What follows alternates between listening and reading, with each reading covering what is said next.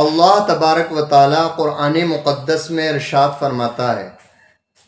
وَمَا أَرْسَلْنَاكَ إِلَّا رَحْمَةً لِّلْعَالَمِينَ، اے محبوب ہم نے تم کو ساری کائنات کے لیے رحمت للعالمین بنایا ہے، یعنی اے محبوب ہم نے تم کو ساری کائنات کے لیے رحمت بنا کر کے بھیجا ہے۔ اب غور کرو مسلمانوں، اللہ تبارک و تعالیٰ خود ارشاد فرما رہا ہے کہ اے محبوب ہم نے تم کو ساری کائنات کے لیے رحمت بنا کر بھیجا ہے۔ توجہ دیجئے مسلمانوں، ساری کائنات کے اندر زمین بھی ہے، ساری کائنات کے اندر آسمان بھی ہے، ساری کائنات کے اندر جنت و دوزخ بھی ہیں، ساری کائنات کے اندر سمندر بھی ہیں، دریا بھی ہیں، ساری کائنات کے اندر اللہ کے مقدس فرشتے بھی ہیں، اللہ کی حوریں بھی ہیں، ساری کائنات کے اندر بہت کچھ ہے۔ پتہ چلا انسان، جانور، چڑی، پرند، مچھلیاں، ہر کسی کے لیے ہمارے آقا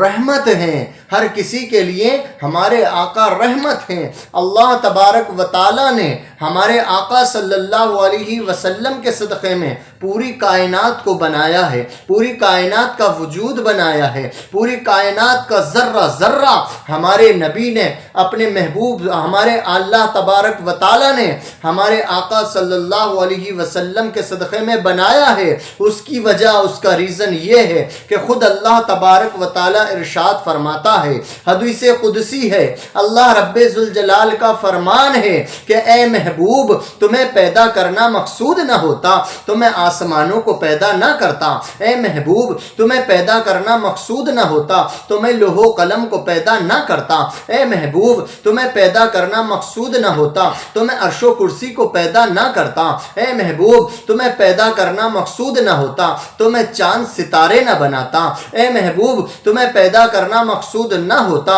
تو میں سورج کی روشنی نہ عطا فرماتا، اے محبوب تمہیں پیدا کرنا مقصود نہ ہوتا تو میں آسمان کا شامیانہ نہ بناتا، زمین کا فرش نہ بچھاتا، سمندر نہ بناتا، دریا نہ بناتا، ہیبدات نہ بناتا، جمادات نہ بناتا، کل کائنات نہ بناتا، جنت کی حوریں نہ بناتا، جنت ہی کو نہ بناتا، فرشتوں کو پیدا نہ کرتا، پوری کائنات کو اے محبوب میں نے تمہارے طفیل، تمہارے صدقے میں بنایا ہے۔ حد تو یہ ہے اللہ رب ذوالجلال نے یہاں تک ارشاد فرمایا ہے، اللہ ارشاد فرماتا ہے اے محبوب اگر تمہیں پیدا کرنا مقصود نہ ہوتا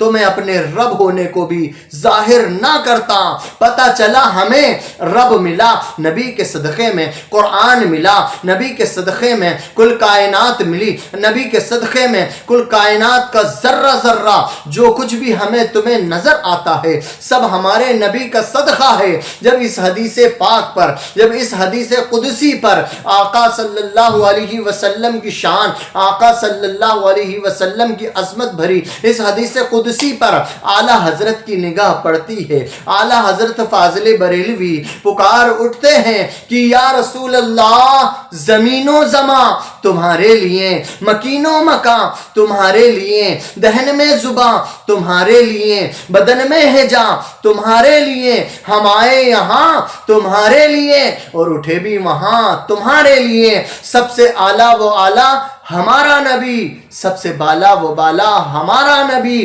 کون دیتا ہے دینے کو منہ چاہیے، دینے والا ہے سچا ہمارا نبی۔ آقا صلی اللہ علیہ وسلم کی آمد کی خوشی میں پوری کائنات کو اللہ نے سجایا ہے، اور ایسا سجایا ہے، ایسا سنوارا ہے، ایسا بنایا ہے مسلمانوں جو قیامت تک یہ دنیا، یہ کائنات سجتی رہے گی۔ اور جو تم سماج میں دیکھ رہے ہو، آقا صلی اللہ علیہ وسلم کی پیدائش سے پہلے کیا کنڈیشن تھی، آقا صلی اللہ علیہ وسلم کی پیدائش کے بعد سے سماج کے حالات کیسے دکھتے ہیں۔ یاد رکھو مسلمانوں، آقا کی ولادت سے پہلے، آقا کی پیدائش سے پہلے لوگوں کے دلوں میں نرمی نہیں تھی، لوگوں کے دلوں میں محبت نہیں تھا، لوگوں کے دلوں میں، ماں باپوں کے دلوں میں پیار نہیں تھا۔ ایسے سماج کے لوگ ہیں، ایسا سماج تھا آقا سے پہلے کہ زندہ لڑکیوں کو دفنا دیا جاتا تھا۔ جس کے گھر میں لڑکی پیدا ہوتی تھی اس لڑکی کے ٹکڑے ٹکڑے کر کے اسے زمین میں دفنا دیا کیا جاتا تھا، جس کا شوہر مر جاتا تھا اس کی بیوی کو بہت بری سزا دی جاتی تھی، اسے ذلیل و خوار رسوا کیا جاتا تھا۔ پیارے مسلمانوں، آقا کی ولادت سے پہلے عورتوں کو حق نہیں ملتا تھا۔ آج لوگ کہتے ہیں کہ عورتوں کو حق ہم دلائیں گے، لڑکیوں کو حق ہم دلائیں گے، لڑکیوں کی ذات بلند ہم کریں گے، لیکن یاد رکھو دنیا کے اندر کوئی کتنا پاورفل ہو جائے یا پاورفل آ جائے، لیکن نبی پاک صلی اللہ علیہ وسلم کے مقابلے کوئی نہیں عورتوں کو حق دلا سکتا۔ آقا صلی اللہ تعالی علیہ وسلم کی پیدائش ہوتی ہے تو پوری دنیا جگمگا جاتی ہے، غریبوں کو حق ملنے لگتا ہے، بے سہاراؤں کو سہارا ملنے لگتا ہے، عورتوں کی عزت و آبرو کی حفاظت ہونے لگتی ہے۔